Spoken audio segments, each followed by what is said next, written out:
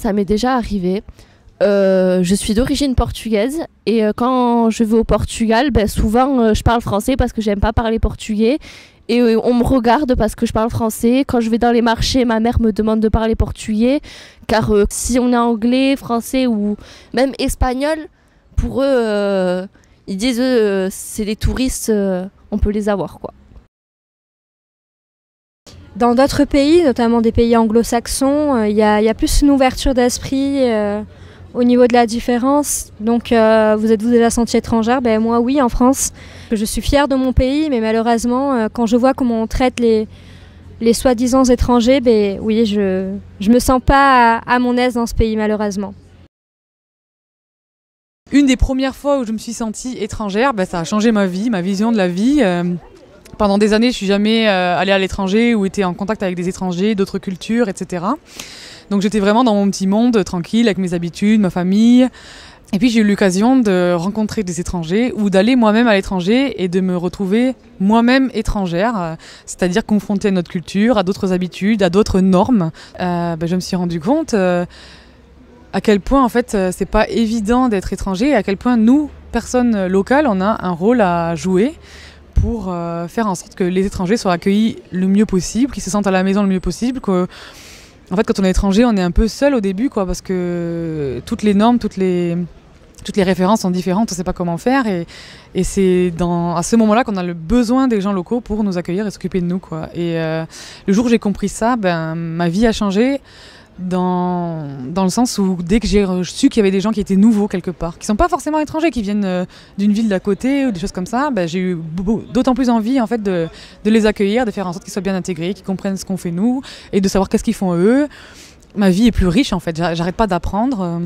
Tout le monde peut répondre en fait oui à la question « Vous êtes-vous déjà senti étranger ?» Sincèrement, si on peut répondre oui, c'est une richesse de la vie à mon avis. Quand je vois la médiocrité de l'humanité, je me pose la question. Moi, je me considère comme citoyen du monde, donc pour moi, il n'y a pas d'étranger. Je me sens un peu étrangère envers beaucoup de personnes, parce que moi, je suis née en France, mais j'ai des parents qui sont nés en Allemagne. Donc, on me fait sentir que je suis étrangère, et moi, j'aimerais pas être étrangère envers le monde entier. Je suis né à Paris, je suis resté 12 ans à Paris et je suis arrivé en Normandie à l'âge de 13 ans. Il m'a fallu du temps pour m'acclimater car les gens de Paris sont pas très bien vus en Normandie. Donc il m'a fallu bien 2-3 mois avant d'être intégré à un groupe. C'était souvent les phrases type le Parisien ou des choses comme ça. Avec le temps, j'ai réussi à m'y faire, mais les mentalités n'ont pas trop changé. Parce que quand je parle à des amis en Normandie qui ne savent pas que je viens de Paris, j'entends souvent encore des réflexions sur les Parisiens ou des choses comme ça. Je me suis senti étranger nulle part, mais on m'a fait sentir des fois que j'étais étranger.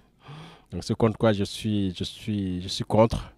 Moi, je suis un citoyen du monde, je suis chez moi partout et j'invite tout le monde chez moi. Les gens sont bienvenus, il n'y a pas de souci.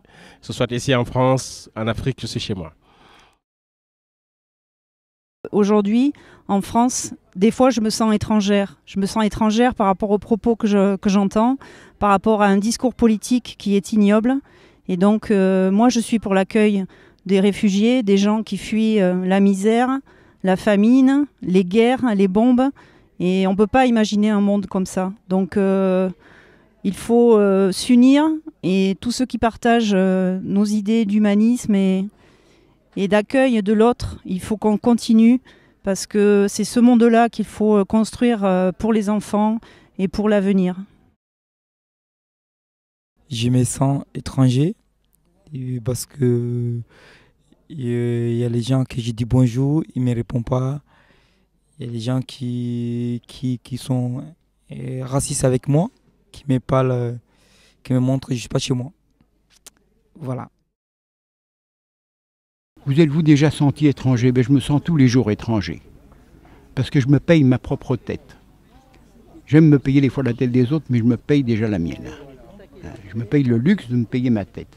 Donc je me sens étranger dans beaucoup d'endroits. Parce que je pense que, en fin de compte, quand on veut penser autrement, des fois on se sent parfaitement étranger. Parce qu'en fin de compte, c'est pas facile de sortir d'une société où on a éliminé le primitif et on a créé le primaire. C'est très très difficile.